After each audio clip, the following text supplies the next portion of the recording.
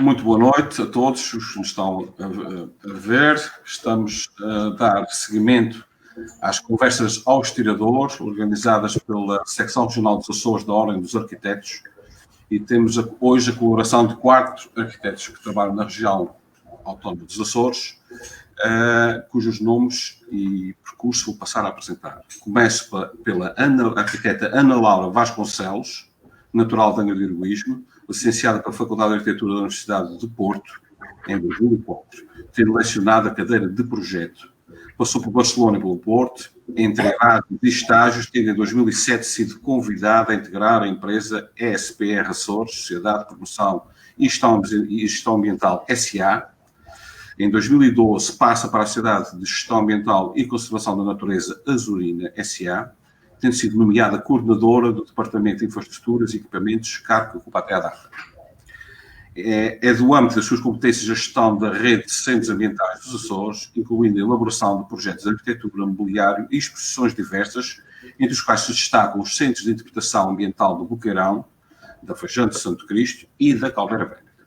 Passo agora ao arquiteto Fernando Monteiro, natural da Ilha de São Miguel, terminando a licenciatura no curso de Arquitetura na Faculdade de Arquitetura da Universidade Técnica de Lisboa em 1997, depois de colaborar com diversos ateliês em Lisboa e em São Miguel, cria em 2008, com os arquitetos Marco Rezendes e Miguel Sousa, o ateliê M Arquitetos, sediado em Ponta Delgada, encontrando-se em atividade até hoje. É de destacar a presença do seu trabalho em diversas publicações, entre elas a Habitar Portugal, com o Furnas Lake Villas, no Val das Furnas, os projetos de requalificação da zona balnear do Porto Formoso, na Ribeira Grande, e a requalificação paisagística da Baía de São Lourenço, entre outros trabalhos. Passo agora ao arquiteto Pedro Maurício Borges, natural de Lisboa, concluiu a licenciatura em Arquitetura pela Faculdade de Arquitetura da Universidade Técnica de Lisboa em 1986, com doutoramento pela Universidade de Coimbra em 2008.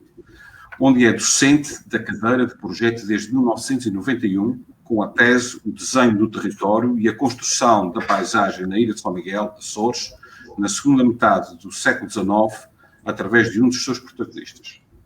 Anteriormente, passa pelos Açores, onde exercendo a função na Secretaria, exercendo funções, na Secretaria Regional do Equipamento Social. Tem ateliê próprio desde 1993, tendo o seu trabalho recebido alguns prémios, dos quais se destaca o Prémio Cecil 2002, com a Casa Pacheco de Melo, em São Vicente de Ferreira, na Ilha de São Miguel, Açores. Termino agora com a apresentação do arquiteto Rui Pinto, nascido em Almada, é licenciado em Arquitetura e, de momento, doutorando na Faculdade de Arquitetura de Lisboa. Reside entre o continente e os Açores, sendo consultor da Câmara Municipal das Lajes do Pico desde 1998. Trabalha em regime liberal há cerca de 20 anos, realizando trabalhos em Portugal continental e ilhas, e para além do estrangeiro. Atualmente está a terminar no Museu Francisco de Lacerda, na Ilha de São Jorge. Eu sou o João Monjardim, sou arquiteto da Ilha Terceira, nos Açores, e aceitei este desafio de lançar temas novos, conversas novas para a arquitetura, porque os arquitetos são comunicadores e, como comunicadores que são, devem também ter a tarefa de lançar os novos temas, os temas deste século que entra. Certo é que o grande tema do século passado da arquitetura terá sido o modernismo, que tem 100 anos. Ainda hoje referimos às obras contemporâneas como sendo obras modernas, mas o moderno tem 100 anos, tem um século. Com todo o respeito, mas tem um século. Vou começar esta conversa com um tema que não é um tema fácil para ninguém. O tema é a descarbonização da sociedade. Supostamente, teremos em breve uma revolução energética a acontecer um pouco por todo o mundo. A história da humanidade cinge-se, no geral, à sobrevivência e à reposição energética através dos alimentos. Nós, neste momento, somos 7 mil milhões de pessoas. Destes 7 mil milhões de pessoas, 3 mil milhões de pessoas só têm a sua vida como possível, que somos alimentados através de uma descoberta da altura da Primeira Guerra Mundial, que é de hidrogênio fixado no solo, através da criação de amónia, portanto, pegando o nitrogênio do ar, ou o hidrogênio, através da síntese Haber-Bosch, nós conseguimos ter hoje uma explosão populacional descomunal, chegando a 7 mil milhões de pessoas. Em breve seremos 10 mil milhões de habitantes no planeta. E esse sucesso cria problemas complicados fruto da nossa atividade no planeta. Ou seja, parafraseando o físico americano do MIT, que até é aparentado de gente da Ilha de São Miguel, Ernest Moniz, do MIT, atualmente o nosso problema que temos com o excesso de produção de dióxido de carbono e as alterações climáticas que daí advêm, as principais indústrias responsáveis por esse excesso de CO2 são a indústria do petróleo, do carvão, do gás, da agricultura e a que nos toca a nós, arquitetos, portanto, a indústria do aço e a indústria do cimento. Ora bem, é óbvio que nós, como arquitetos e como criadores que somos, usamos estas duas, além de outros materiais, usamos estes dois produtos de uma das seis indústrias mais poluentes atualmente no planeta. É importante que comecemos a falar deste assunto de uma maneira descomplexada, é um pouco aventurosa ao início, e temos a noção que nos toca um pouco a todos a responsabilidade de, pelo menos, pensar, não de solucionar, mas de pensar, porque os números são complicados. Nós geramos por ano, a atividade humana gera por ano 40 gigatoneladas de CO2 anualmente, e já sabemos que das 6 mais poluentes temos então o aço e o cimento. Eu vou começar a falar com a arquiteta Ana Laura Vasconcelos, para saber qual é a opinião dela sobre a questão da descarbonização da sociedade. Ora, boa noite a todos. Aqui aos meus colegas, ilustres colegas, vou tentar dar aqui o meu modesto contributo. Nós tivemos aqui uma pequenina conversa que antecedeu este live e debatemos aqui algumas questões. Inclusive esta questão da responsabilidade acrescida que nós temos enquanto região e recentemente até enquanto região certificada a nível sustentável. Portanto, é efetivamente um compromisso e uma responsabilidade acrescida. Mas não é uma tarefa fácil, ou seja, são 9 ilhas e têm particularidade muito específica e muito natural. Eu confesso que, e aliás também já falámos sobre isso, que é uma preocupação, mas ajustada à nossa dimensão, não é? Acho que temos que começar a pensar nisso, como estávamos a falar aqui, a questão do moderno tem 100 anos, em muito contribuíram o aço e o cimento para o moderno, e não é por acaso que durou 100 anos, não é? Temos que entrar numa nova fase, é preciso arranjar alternativas, mas não é propriamente uma tarefa, não é fácil. Se fosse, não estávamos aqui a ter este tema de abertura, mas para lá caminhamos. Se não se importa, portanto, pegando naquilo que falámos há pouco, pouca gente sabe, toda a gente fala sobre o assunto, mas de facto pouca gente sabe, 1 litro de gasolina nos nossos carros, gera 2,4 kg de CO2 e esses 2,4 kg de CO2 ocupam na atmosfera 1.300 litros. Portanto, 10 litros de gasolina é 10 vezes isso. Ora, é chocante para mim como arquiteto perceber que, por exemplo, o tonelada... Até como cidadão, até porque é transversal. Exatamente. Perceber que uma tonelada de cimento que eu uso nas minhas obras gera 1,25 toneladas de CO2 e nem vou multiplicar pelo valor em litros, porque é uma coisa descomunal. Pensar que uma tonelada de aço gera 1,9 toneladas de CO2, isto tudo começa a chegar a um ponto interessante, que é o seguinte: se, por exemplo, no caso do Botão, se o Botão fosse um país, seria, em termos de emissões de CO2, o terceiro país do mundo, só atrás da China e dos Estados Unidos, no que toca a CO2. Sei que isto é uma abordagem simplista, mas é chocante. Um arquiteto, julgo, é chocante. Gostava de dar seguimento à conversa para saber o que é que pensa o arquiteto Fernando Monteiro deste primeiro choque. O que para mim é um choque, atenção, para os outros não sei. Então, boa noite a aqueles que nos acompanham, boa noite aos presentes, colegas. É chocante, de facto, esses números ditos dessa forma deixam-nos pensar, não é? Deixam-nos pensar naquilo que é a nossa atividade agora e aquilo que nós devemos fazer ou contribuir para que possamos ter um mundo mais equilibrado nos próximos anos, durante as nossas vidas e durante as gerações que virão.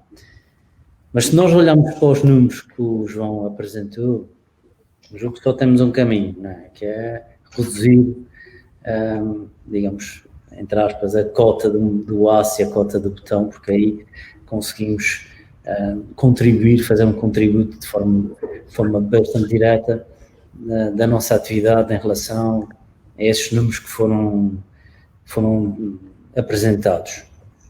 Nós há bocadinho já falamos na nossa conversa prévia que parece-me que devemos ter uma participação mais ativa como arquitetos, numa política bem mais restritiva e pensada, no planeamento de gestão territorial, que tarda em ser devidamente implementado. Ou seja, nós temos imensos imóveis por reabilitar e circunscrevemos aqui à nossa região, que é um território relativamente pequeno. Muitas das vezes o que acontece é que nós temos diversos imóveis por reabilitar num território, numa vila, numa cidade, mas os instrumentos de planeamento e de gestão territorial permitem-nos construir numa periferia ou ali mesmo ao lado. Portanto, eu julgo que este caminho é importante, sensibilizar os decisores políticos, porque este tem um papel importante na gestão territorial, uma participação mais ativa dos arquitetos. A Ordem dos Arquitetos, nesse aspecto, parece-me que pode ter e deverá ter um papel importante para que sejamos mais restritivos e mais exigentes naquilo que é o planeamento urbano, para que se promova mais a reabilitação urbana de forma efetiva, não seja um chavão que nos últimos 10, 15 anos tem sido recorrentemente utilizado não só pelos arquitetos, mas pelos políticos e por aí fora, e que efetivamente se possa desencadear um processo de reabilitação, de renovação, de estruturas existentes que possam ser utilizadas e por esta via reduzir a utilização do ácido e do betão, que necessariamente vão ser utilizados, mas de uma forma eventualmente, enfim, claramente mais reduzida. Eu julgo que este tema é muito transversal. Aliás, este tema não é só dos arquitetos, é um tema transversal a toda a sociedade e como cidadão preocupa-me bastante esta temática. Antes de passar ao Pedro Maurício Borges, que sei que também é um criativo, gostava de saber também como é que ele pensa, portanto, sendo um criativo, este dilema entre receber estes números e ter o botão realmente, e o botão armado em si, são ferramentas fundamentais hoje em dia para os arquitetos. A ideia mesmo é escutar e perceber como é que cada um sente estas questões, porque tudo isto são questões que nos vão acompanhar nos próximos tempos. Portanto, gostaria de ouvir a opinião do Pedro Maurício, do arquiteto Pedro Maurício Borges. Bom, boa noite a todos. Quer dizer, claro que este tema é atualíssimo. A Comissão Europeia, através da sua Presidente, já anunciou a intenção dos arquitetos serem parte ativa na resposta à descarbonização, na resposta ao excesso de produção de carbono, não é? Com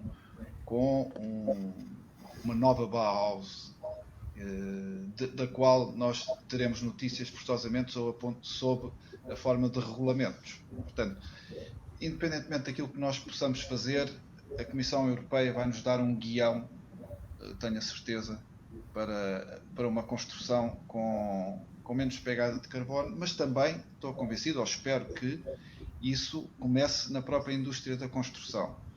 Nós, os números, eu não sei sequer, João, descodificar esses números. Eu de gás não percebo nada, portanto, quando esses números se transformam em litros de gás, eu fico à toa. Não sei o que é que eles querem dizer. Mas de facto, em termos absolutos, os números são assustadores. Agora, eu penso que vai acontecer com a construção aquilo que acontece, por exemplo, com a alimentação. Nós sabemos de onde é que vêm os alimentos, portanto, a sua origem. Se quisermos saber decompô-los quimicamente, também temos a ficha técnica de cada alimento que compramos, e eu acho que isso vai acontecer com os materiais de construção. Quer dizer, nós vamos saber não só de onde é que vem esta madeira. Eu tentei há pouco tempo saber, quer dizer, empregar uma madeira exótica e saber se ela, de onde é que ela vinha, se havia algum certificado de que ela teria sido produzida sem recurso a diamantes de sangue, e não houve nenhum importador em Portugal que me garantisse que na verdade soubesse de onde é que vinha a madeira.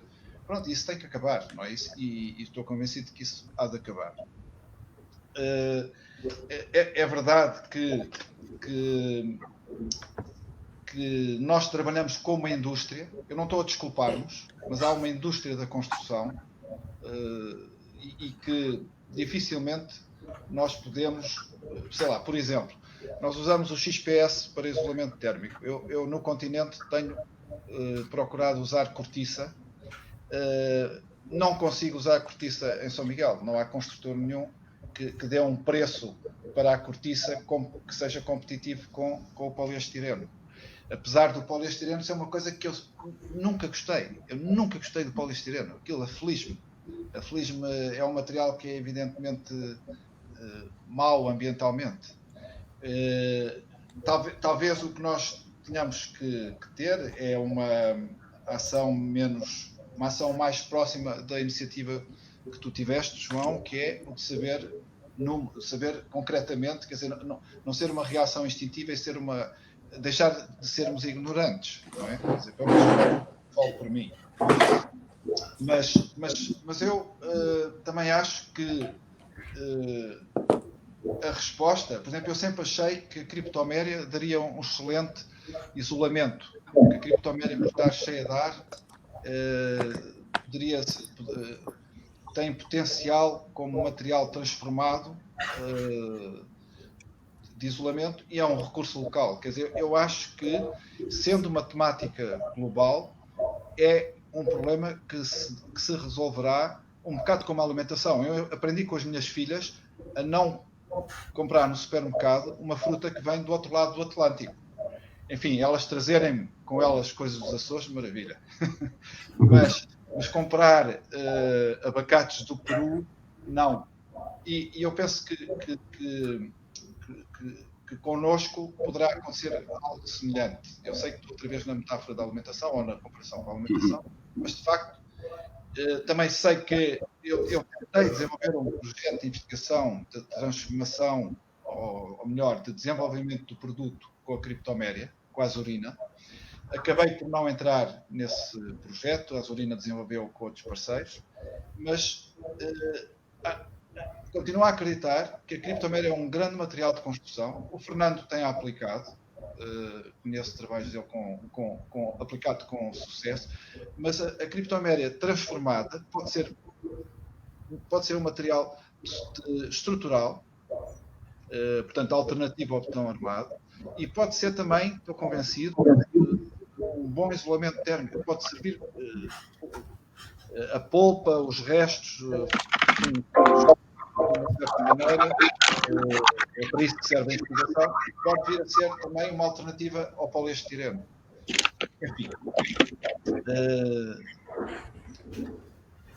penso, acabo numa coisa, quer dizer, o que o Fernando falou da reabilitação não é mais do que outro tema que também é transversal a toda a nossa atividade, que é a reciclagem. Nós temos que reciclar o património, os edifícios que já existem. E, de facto, nós participamos de umas atividades mais depredadoras do ambiente que há. Eu costumo dizer isso logo de início aos meus alunos. Quer dizer, nós, se vamos construir, passamos bem.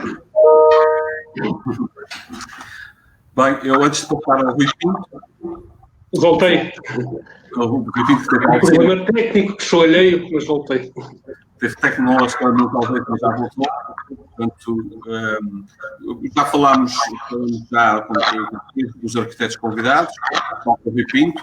É claro que esta questão que nós observamos de uma tonelada de cimento gerar 1,25 toneladas de CO2, uma tonelada de aço gerar praticamente 2 toneladas de CO2. Se quiserem saber o volume desse CO2 à pressão e temperatura normal, que é 27 graus, é só multiplicar por 550 litros. É absurdo. Portanto, uma tonelada de cimento dá 700 mil litros de CO2, uma tonelada de aço dá 1.064 litros de CO2. Isto é só para o primeiro choque. Isto para mim foi chocante. É claro que eu quero ouvir a opinião do Rui Pinto, que se calhar tem uma opinião da mesma maneira que a Ana Vasconcelos, o Fernando e o Pedro, nós já falámos sobre eventual manutenção, o reaproveitamento das estruturas existentes, sejam elas viárias, estruturas urbanas, estruturas construídas. Também há de haver a responsabilização dos governos para descarbonizar os materiais dos quais nós necessitamos para a nossa arte. E é importante também falarmos nesse vetor, não cair o peso todo sobre nós, mas ver se a classe política também percebe estes números, pelo menos começa a perceber que um litro de gasolina gera 2,4 kg de CO2 e que esses 2,4 kg de CO2 ocupam 1.300 litros.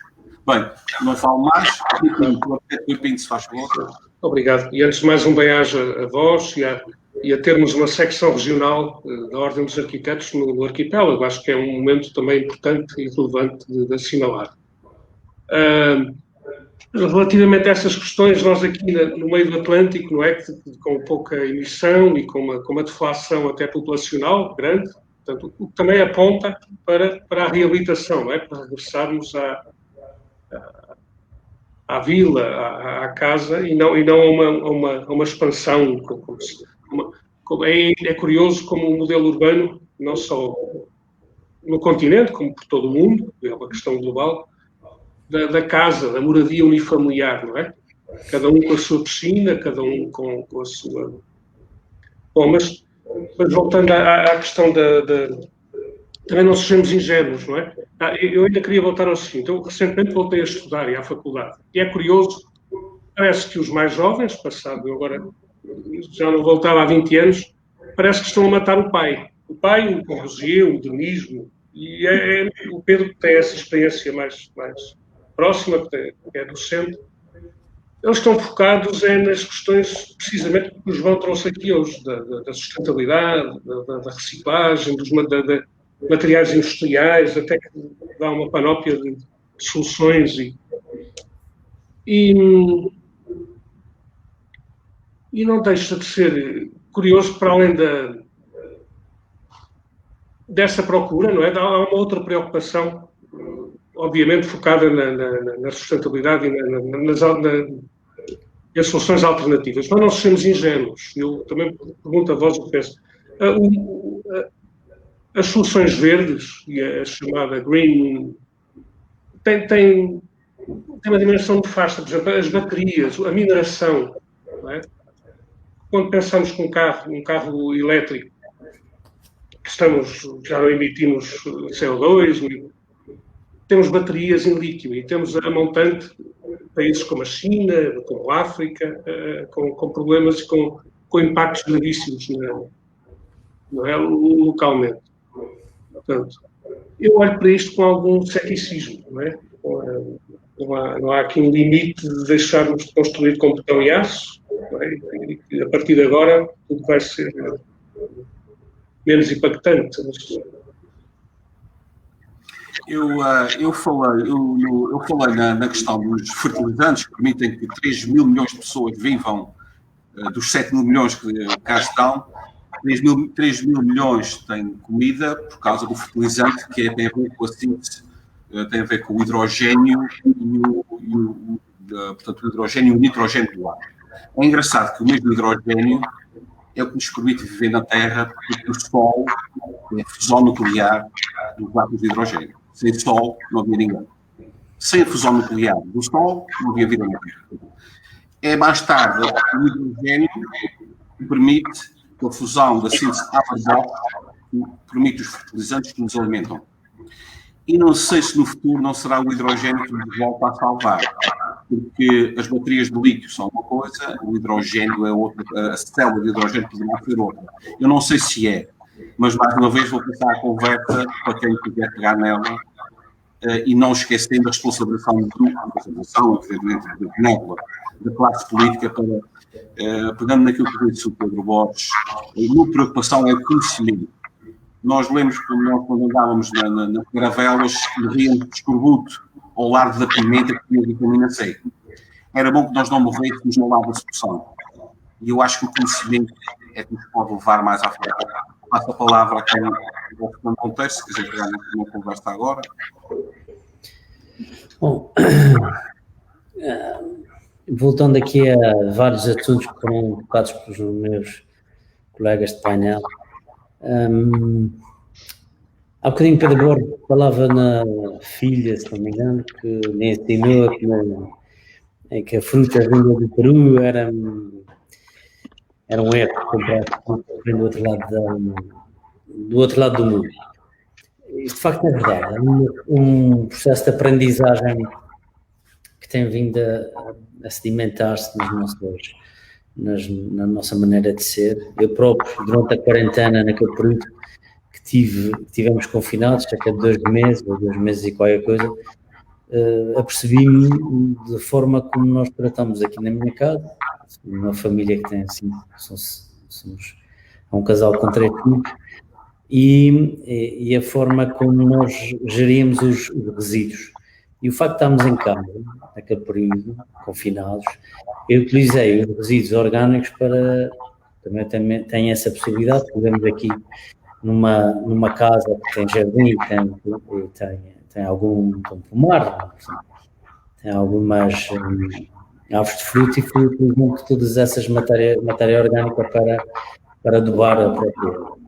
Portanto, isto é um processo de ensino, é um processo de aprendizagem que nós, como cidadãos, devemos ter. Eu acho que os arquitetos, e voltando um bocadinho à temática, à nossa temática, eu acho que é a nossa profissão, nós temos que ser uma parte importante nas políticas a serem implementadas para o futuro. E nós, arquitetos, estamos completamente postos à parte, normalmente na gestão política do país, das regiões, das cidades. Somos sempre vistos como umas personagens que são importantes, mas nem sempre são levadas a sério. E eu acho que nós temos um papel nesse aspecto bastante importante na gestão do território e na alerta, principalmente nesse tipo de alertas, para que se possa, e volto a tocar naquele assunto que no assunto da primeira minha intervenção, que tem a ver com a reabilitação e com tomar medidas bem mais restritivas em relação à construção e à utilização dos recursos que nós temos para construir, e obviamente o betão e o aço, tema da nossa conversa. Nesse aspecto, julgo que estamos sempre bastante afastados desse poder de decisão, e eu acho que isto deverá começar por aí também. Eu achei curioso que na última sessão, na primeira, vocês criaram uma espécie de questões de alta pressão, um género de brincadeira. E penso que foi o Paulo Lima, quando perguntaram qual é para ti o melhor projeto, ou um projeto relevante no arquipélago, ele, de forma demorada, disse que era a arquitetura popular. e obviamente que não vamos olhar para trás, não é? Porque o tempo é mas temos muito a aprender, eu penso, com as soluções ágeis, não é? Que, obviamente, no quadro rural e ancestral, é impressionante, não é? Que encontramos no dia-a-dia, e que são, em verdade, com os sítios, com poucos recursos, mas muito inteligentes. Não é? É exatamente o que é pensado, basta ir ao Lagido, ao Pico, e conseguimos ver isso, não é preciso ir muito longe. Porque é estudado, é pensado, e porque foi pensado desde a raiz. Tem a ver com a questão que o Fernando estava a falar do ordenamento do território. Fazia-no sem ordenamento, e eu sinto, desculpem agora os meus aiais, destas 2 décadas que trabalho cá, é uma coisa muito portuguesa, que é passamos de 8 a 80. Isto hoje sinto que está tudo hiper-regulamentado, está tudo hiper... E nós, para regulamentar, temos que conhecer, não é? Conhecer o território. Nós fazemos uma arquitetura costeira, não é? Quase todos gostamos... E sinto essa dificuldade. Isto regula-se tudo, até o solário de uma zona balnear é regulada por um índice, e passamos a vida a preencher, não é? Para perder tempo a preencher coisas que não servem para nada. Eu vou pegar na deixa do Rui e no que disse o Fernando há pouco, e pegando um pouco também no que disse a Ana. É importante, os arquitetos têm que estar mais presentes, porque são pessoas que comunicam, que trabalham com diversos conceitos, com arquitetos, e são bons comunicadores, e têm de facto de estar mais presente na sociedade. É verdade. Não é por acaso que eu peguei neste tema da descarbonização, desafiei-vos e aceitaram, eu agradeço-vos por isso, somos todos profissionais da mesma área, porque podiam não querer, porque não tiveram uma atitude muito conservadora, dizendo, não, isso não, eu quero falar de PDMs, eu quero falar disto ou daquilo. Aceitaram, isto é um salto no escuro, para muitos nós não somos engenheiros, somos arquitetos, mas conseguimos falar sobre este assunto, e isso é fundamental. Nós temos que estar na crítica, não temos que estar lá atrás, a falar disto, aquilo, aquilo. E mais, a arquitetura para a política. Porque nós não teremos arquitetura política, não vamos lá. E temos que lá estar. É importante para a sociedade, nós estarmos lá. Eu não tenho ambições políticas, acho que vocês também não têm, mas é importante haver arquitetos na política para comunicarem estas ideias, estas e outras ideias aos políticos profissionais. E é importante estarmos na política autárquica, é importante estarmos nas políticas nacionais, mas perceber o que é que se vai passar nos próximos anos e começar a falar, a partir do momento, a comunicar. Porque é comunicar que nós vamos lá e falarmos das coisas antes dos outros começarem. Nós já estamos a falar da descarbonização e fiquei muito contente por vocês terem aceitado este desafio. E pronto, antes que acabe o tempo, estamos com 32 minutos, eu ainda vou fazer uma pequena alta pressão. Mas gostaria que a Comissão Plana, novamente, se não se importam, se querem fazer mais algumas considerações finais sobre este assunto da descarbonização, da preocupação com os dos modelos que temos, enfim, da presença dos arquitetos nestas questões, nos grandes fóruns destas questões. Eu acho que podíamos passar aqui 1 noite, 2 noites, 3 noites a conversar sobre isto e sobre, aliás, falámos sobre isso, sobre as diferentes derivações que esta conversa podia ter. Eu mais do que querer fazer aqui uma espécie de encerramento, há várias questões que eu ponho sobre a mesa e que contra mim falo, que é o que é que pesa mais ao fazer um projeto, o que é que pesa no sentido de é a ideia ou é a consequência da ideia? E eu acho que devemos dar o exemplo, mas não tenho a certeza de opor estas duas medidas na balança de não sei para que lado é que vai pender. Vou passar agora ao Fernando Monteiro novamente, se quiser fazer alguma coisa, dar um toque final antes da altíssima pressão que vem aí. O tema já é uma alta pressão, por isso. Julgo que... Não, de facto, esta é uma questão que nos preocupa, não é? E nós, arquitetos, e voltando aqui, voltando o tema só para nós, e contanto que o painel que nos está a ouvir, provavelmente uma grande maioria, esmagadora maioria, são arquitetos, se calhar nós temos nos próximos anos, nas próximas décadas, reinventarmos um bocadinho a nossa forma de trabalhar, aquilo que nós aprendemos durante esses anos na universidade e na nossa atividade profissional, se calhar vamos ter que mudar. Se calhar vamos ter que olhar para a arquitetura de forma mais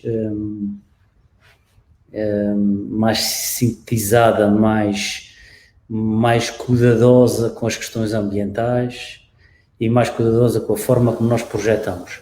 Isto, para mim, julgo que, para mim, e como arquiteto e partilhando, julgo, esta preocupação com os demais arquitetos, julgo que vamos, nos próximos anos, ter uma espécie de revolução na forma como nós vamos trabalhar.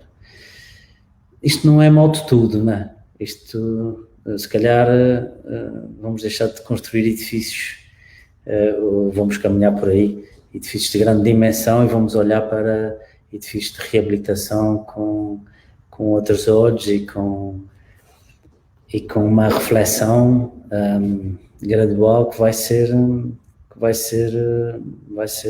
presente, né? Vai ser presente. Agora passo ao arquiteto Pedro Maurício Borges. À chega final. Sim, a chega final, primeiro é dizer ao João que é pena que ele não tenha ambições políticas, porque justamente, quer dizer, os arquitetos perderam imenso poder, os arquitetos portugueses, não é? Nos últimos tempos foram perdendo presença e poder e capacidade de influenciar e de pressionar. Portanto, nós perdemos terreno, e politicamente, claro. E depois e por isso é que eu diria que era bom que o João, que é um excelente, poderia ser um bom, já sou muito velho, bom político, mas também, quer dizer, para terminar, eu quero, quer dizer, deixar claro que, pelo menos da minha parte, eu considero que nós, arquitetos, nesta questão, nas questões ambientais, nós estamos do lado dos maus, nós estamos do lado errado, e é muito difícil, estamos do lado errado porque, como o Fernando falou, quer dizer, é evidente que há uma gestão política do território onde nós, se calhar, não temos presença, mas para todos os efeitos, quer dizer, nós não deixamos de participar na urbanização extensiva do território. Portanto, nós somos predadores de recursos, mas também de território, de paisagem. Penso que era isso que estavas a falar. Exato. E a construção faz parte de um universo deste meio político e económico que tem no consumo, na venda, no consumo. Quer dizer, a construção continua a ser um dos melhores investimentos que qualquer pessoa pode fazer. Em Lisboa, mesmo com o Covid, com a pandemia, o imobiliário não continuou a valorizar. E nós trabalhamos é aí que nós estamos. Nós somos dos maus. É só isso que eu quero dizer. Bem, vou pegar o Rui Pinto, há pouco tinha ficado na questão da regulamentação excessiva, depois terminou a conversa, e gostaria de continuar a ouvir o Rui Pinto para alguma chega final, uma vez estamos já perto dos 40 minutos. Acerca da regulamentação. Rui Pinto. Muito obrigado. Pois, o Pedro falava há pouco, só para terminar, a questão do crédito, não é? Do capital, que é um imóvel, que é um edifício. Obviamente que, se for feito por arquiteto e tiver qualidades acrescidas, será um objeto cultural, mais valia será. E isso era importante. Nós não temos... penso que nunca tivemos poder político, na verdade, sempre fomos poucos.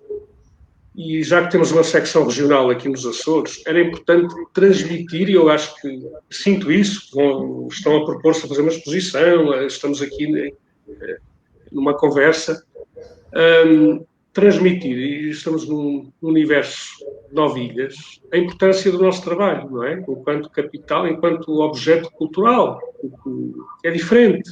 Eu, quando cheguei aqui ao Pico, era o único, como há pouco, na nossa conversa informal, vos relatei.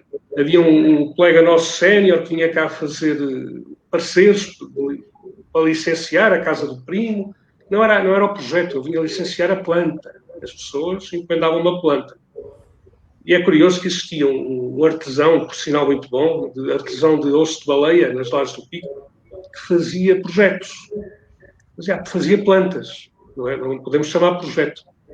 E ele terá tido, a dada altura, na vida dele, momentos racionais de fazer projetos com algum recorte modernista. Então ele ainda hoje é apelidado o Manel dos Caixotes, o que é muito engraçado.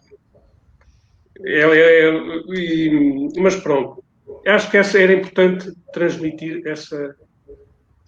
Trabalhamos juntos nisso, não só na arquitetura, que a arquitetura não é só investimento público, é também privado, e sensibilizar as questões do retorno e da reabilitação, não é? No que concerne à excessiva regulamentação, sendo acho que os burocratas, a nossa burocracia em Portugal foram os franceses, nas invasões napoleónicas que trouxeram com o Junot, com as reformas administrativas, e nós abraçámos essa burocracia. E agora, neste mundo, desta infraestrutura digital que vivemos hoje, cá estamos nós. Eu ouço recorrentemente, não é um lugar. Qualquer dia estamos no projeto, tem que constar a válvula do lavatório que tem que ser homologada. E penso que estamos a perder tempo. O que é essencial na nossa produção, que é o projeto, é o desenho, não é? É a materialização, em questões paralelas do regulamento. Eu tenho a certeza que vocês subscrevem isto. Perdemos horas da nossa vida, nós, os professores, a preencher tabelas e PDFs que não servem para nada, que ninguém vai ler. E isso é uma espécie de hiperregulamentação que eu acho que devíamos também fazer frente e focar-nos mais no desenho, não é? Obviamente. Eu não passo a palavra, não quero. Neste momento, eu gosto imenso de ouvir opiniões, gosto imenso de falar, conversar. Gosto imenso de ouvir opiniões diversas que aqui temos, nós os 5, os 4, eu gosto de ouvir a postura de cada um, o enfoque de cada um, as preocupações de cada um. Acho que só se ganha com isso, conversar das melhores coisas que há. E eu gostaria porque nós já percebemos que esta questão da descarbonização leva muito a aproveitar mas também leva à parte que eu acho que é uma parte que tem a ver com a componente política dos grandes projetos nacionais. Eu gostava de saber da vossa opinião, sem querer entrar em política de todo, mas o que é que acham do papel que os políticos têm que ter ou não na questão da descarbonização? Ou seja, será que vocês consideram como importante que os políticos descarbonizem a fileira do cimento, a fileira do aço, a fileira do alumínio, a fileira da tijoleira, de telhas e tudo isso? Acham que tem um papel importante ou acham que só nos cabe a parte? Só nós nos cabe. Novamente, começo pela Ana, acho. Não é. É importante e é uma ação conjunta política de arquitetos, cidadãos, exatamente como falamos. Quem é que nasceu primeiro? Se o ovo, se a galinha, se devem ser eles, como é que o processo se faz? É que eu acho que o que está sobre a mesa, temos aqui a discussão exatamente do processo, como é que se faz? E muitas vezes não somos ouvidos na medida em que o deveríamos ser, ou então somos ouvidos só para dizer que somos ouvidos, mas não temos voz ativa. Exatamente o que o Fernando estava a dizer um bocadinho da nossa participação nos planos territoriais. Isso que é um pouco isso. Fernando Monteiro. Sim, estou a vir com um bocado de eco, mas... Alguém tem um desconectamento ligado na sala. Tá? Ninguém está a ver isso em 2 equipamentos. Já está. Agora é a Ana. Bom, parece-me que isso é uma decisão que vai ser conjunta, não é? De várias frentes. Há bocadinho o Rui falava, e bem, de uma regulamentação excessiva, de facto é excessiva e desconexa. Portanto, um arquiteto, quando nós temos que fazer um projeto, todos nós sabemos que são um conjunto de regulamentos e decretos-leis e uma teia legislativa de tal forma desarticulada que este panorama, portanto, esta base de trabalho só pode dar algo pouco assertivo. E nesse aspecto, a própria legislação, ou a falta de articulação em termos de regulamentos e de legislação que nós temos pela frente na nossa atividade diariamente, também contribui para que não haja um trabalho da nossa parte mais responsável em termos de cuidado na utilização de materiais que sejam mais ou menos poluentes. Neste caso, seria de todo o interesse a utilização de materiais menos poluentes. Nesse aspecto, julgo que um código de construção, um compêndio que fosse mais articulado e que deixasse de haver menos prejuízos e menos fugas. E que se focasse no essencial e não no acessório, que é muito do que se faz hoje em dia. Peço desculpa, vou-te só dar um exemplo. Okay. Já traduz melhor aquilo que eu estava a querer dizer. Nós tivemos um projeto, e temos um projeto que ainda nem sequer está em construção, mas está em fase de licenciamento, em Ponta Delgada, para reabilitar um edifício que estava em bom estado, e está em relativo bom estado, com soalho de pinho resinoso, com estruturas em bom estado, com elementos arquitetónicos aptos para reabilitar, só que a legislação da segurança contra incêndios é tão intrusiva a este nível que muito provavelmente nós não vamos ter muitas hipóteses de manter muitos dos elementos arquitetónicos existentes que seriam, e eu tenho, aliás, os próprios requerentes compraram o imóvel porque ele ainda mantinha muito desses elementos arquitetónicos, e provavelmente muitos deles vão ter que desaparecer, vão ter que ser demolidos para introduzir materiais que vão responder a uma legislação muito específica da segurança contra incêndios. É evidente, como arquiteto, e todos nós sabemos que nós temos que ter cuidado a todos os níveis, e a segurança contra incêndios também e a segurança do edifício e das pessoas que vão habitá-lo também é muito importante, mas a ausência de uma legislação mais articulada deixa diversas fugas e contribui muitas das vezes para que não se possa, no âmbito da reabilitação urbana, e este exemplo é exatamente isso, no âmbito de uma reabilitação urbana, fazer um trabalho devidamente competente e que possa, como era o caso, recuperar elementos arquitetónicos que são de valor e que têm todo o interesse em serem mantidos. Vou passar então agora ao arquiteto Pedro Maurício Borges, voltando novamente a lembrar que nós perdemos um bocadinho nisto. Será que a classe política não tem responsabilidade em descarbonizar estas fileiras que nos são tão caras, os cerâmicos, o aço, o alumínio, o aço inox? Será que também não teremos que contar com a classe política para isso? Claro que sim. Quer dizer, eu quando penso nos Açores, penso que eu sei que o Governo Regional é o maior proprietário de matas de criptoméria. Desculpem voltar ao assunto, mas é um assunto que eu estudei um bocado. O conjunto total dos proprietários privados não tem tanta criptomoeda quanto o governo regional, e pouco faz, na verdade, para explorar essa fileira, porque explorar essa fileira seria propor uma alternativa local e, portanto, com muito menos pegada de carbono do que qualquer outro material que vem, como quase todos, de fora, não é? Portanto, é uma região que tem esse problema, sendo um arquipélago, os recursos locais acabam por não ter uma grande oferta no que diz respeito à construção. No entanto, eu gostaria de fantasiar que não só...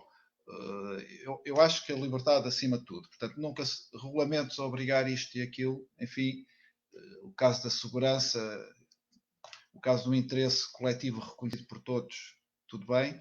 Portanto, eu nunca diria que o governo teria que obrigar nas obras públicas a ter uma cota-parte de criptomédia aplicada, mas poderia haver outro tipo de incentivos à aplicação da criptomédia que fomentassem uma procura. Da mesma maneira como se fez com os painéis solares, a determinada altura, os painéis solares a tecnologia não estava suficientemente desenvolvida, mas criar uma procura artificial ajudaria a desenvolver essa tecnologia. E nessa fantasia de promover os recursos locais, até penso que sim, que poderíamos fazer uma arquitetura, uma espécie de novo regionalismo crítico, porque obviamente já não somos os mesmos de há 40 anos e no entanto, portanto, promover a aplicação dos recursos locais daria, com certeza, outro tipo de arquitetura que não aquela que fazemos hoje em dia. Bem, passo agora ao Sr. Arquiteto Rui Pinto para, antes do álcool apertado, fazer um remate aqui nesta conversa.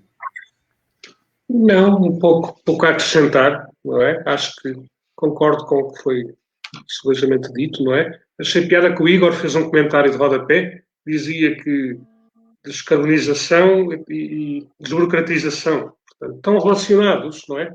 Há uma espécie de fascismo digital, desculpem que é polido assim, não é?